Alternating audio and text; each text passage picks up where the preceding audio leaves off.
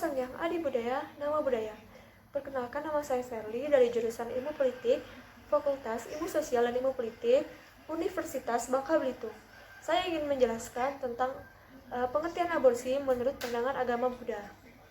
Seperti yang kita ketahui, aborsi merupakan suatu penguguran atau pemberhentian janin sebelum usia 20 minggu yang mengakibatkan kematian pada janin.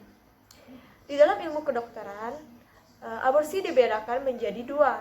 Yang pertama, gugur kandungan yang diakibatkan karena kecelakaan. Yang kedua, pengaborsian yang disengajai. Pengguguran kandungan yang disengaja, misalnya yang pertama, janin yang cacat. Yang kedua, mengancam rohani sang ibu. Yang ketiga, dilakukan karena alasan-alasan lainnya. Dan faktor penyebab terjadinya aborsi yang pertama adalah kurang kesiapan dari keluarga. Yang kedua, ekonomi dalam keluarga yang terhambat. Yang ketiga, tekanan masyarakat. Yang keempat, pergaulan bebas yang memicu hamil di luar nikah. Dan kelima adalah aturan pekerjaan. Menurut pandangan agama Buddha, apakah aborsi termasuk dalam pembunuhan makhluk hidup?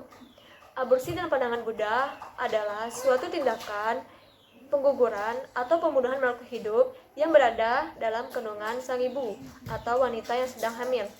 Aborsi dalam pandangan agama Buddha termasuk dalam tindakan yang tercela dan telah melanggar Pancasila Buddhis sila pertama, yaitu aku bertekad mati diri untuk tidak membunuh makhluk hidup. Syarat-syarat terjadinya makhluk hidup yang pertama adalah adanya laki-laki dan perempuan dengan massa subur. Yang kedua, bertemunya sel sperma dan sel telur. Yang ketiga, adanya gandarwa, kesadaran penerus. Dalam siklus kehidupan baru, Patisan Dicita, kelanjutan dari kesadaran ajal yang memiliki energi karma, ada 5 faktor terjadinya pembunuhan. Yang pertama, adanya makhluk hidup. Yang kedua, menyadari adanya makhluk hidup. Yang ketiga, adanya niat atau kehendak. Yang keempat, membunuh makhluk hidup. Yang kelima, meninggalnya makhluk hidup tersebut.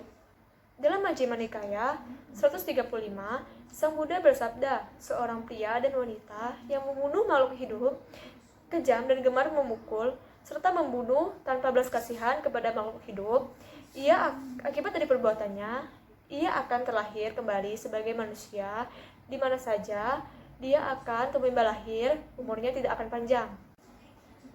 Dalam pandangan agama Buddha, korban aborsi yang telah meninggal akan terlahir kembali sesuai dengan perbuatan dan karma yang telah dilakukannya.